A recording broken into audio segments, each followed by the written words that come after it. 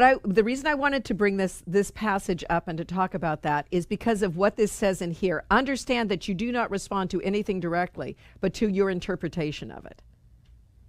So when we see the thing, that's kind of what I alluded to about how do you know how you see the color that I see? You don't know. It's an interpretation.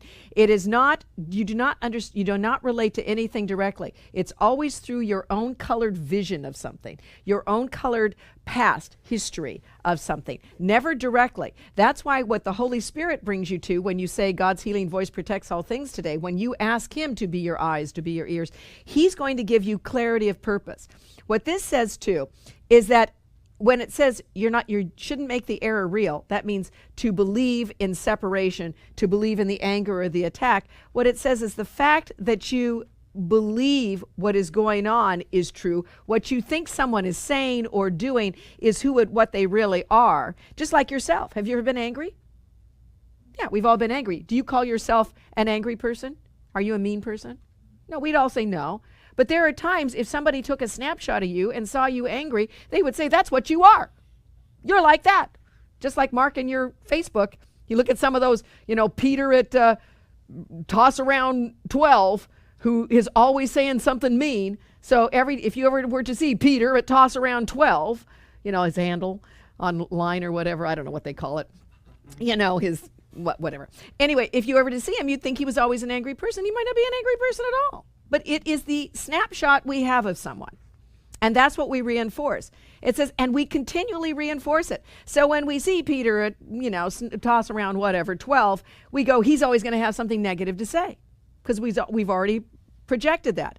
So we have to, and the Course even says, the world you see is an illusion. You have to really do a lot to keep supporting it. And don't you? You get up every day and you support it. You support the anger. You keep it going. It says, but when you step back, truth of itself, truth is real of its own, and to believe in truth, it says in italics, you do not have to do anything. If you were to withdraw your attention from your hate and anger and your judgment, you would see the truth. And so the other lesson that works is let me be still, which means take away all the fray and all the fervor and listen to the truth. Hear the truth. As in our stillness, we find the message of truth. We find the truth. We get the answer to our problems. They're right here. It says that's why analyzing the motives of others is hazardous to you. We have hazardous marks on alcohol and pills. Pregnant women shouldn't take this. You shouldn't smoke this. You shouldn't do this. It should be your judgments are hazardous to your health. That's what it says here. If you decide that someone is really attacking you or desert you, they're so mean to me, they've left me all alone, or they enslave you, you will respond as if this is actually so, having made the error real to you, whether or not that was in the heart of that person. You're not a mean person, but they might have interpreted your action as mean. That wasn't in your heart, but it is what they see and therefore becomes real to them. To interpret error is to give it power, and having done this, you will overlook the truth. Now, you might say, people who run people down in Nice, France, did that on purpose. That was their motivation to kill people, and it may very well have been his purpose to do that. But what do you also know about someone who does that?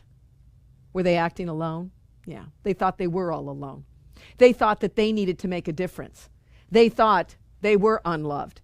And it goes back to even their history, what they were taught. Teach your children well, and in some ways we do. We teach them hate really well. We teach them loneliness really well. And every child out there is our child. And every thought we have in our mind of hate and judgment becomes the world that we permeate with hate and judgment. So if we are not stopping in our own minds, then we cannot blame anybody else for this world that we see. It's time for us to take responsibility. We need to put the brakes on our own hate and our own anger and our own judgment. Let me go on because we're almost out of time. There is but one interpretation of motivation that makes any sense. And because it is the Holy Spirit's judgment, it requires no effort at all on your part, just your willingness to listen. And it is this: every loving thought is true. Everything else is an appeal for healing and help, regardless of the form it takes.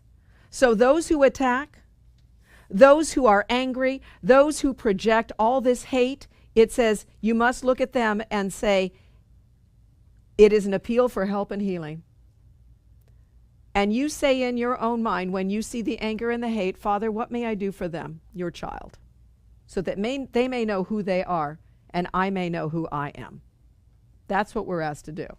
So next time you're angry or frustrated or fearful, what I want you to do is say, Father, what may I do for that person who is your child so that I might know who I am?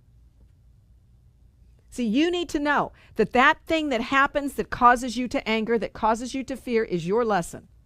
It's our lesson. And I'm not saying I'm good at this, by the way, but I'm working at it just like you.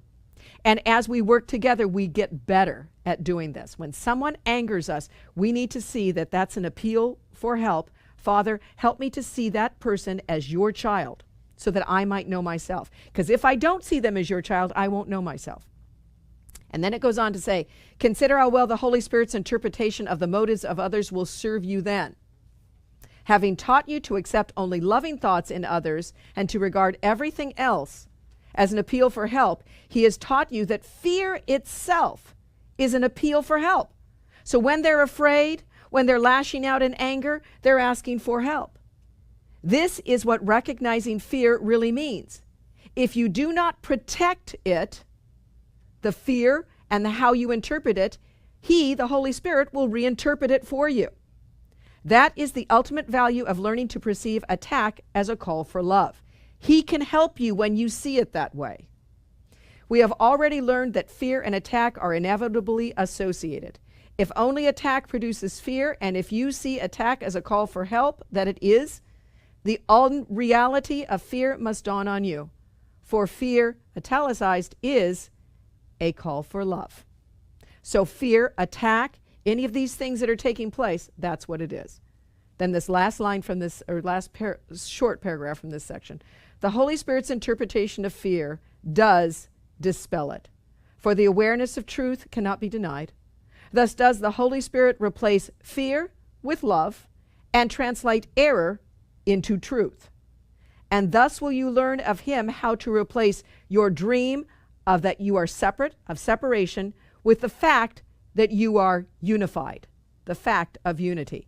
For the separation is only the denial of union, and correctly interpreted attests to your eternal knowledge that union is true. You can only be joined. Fear separates.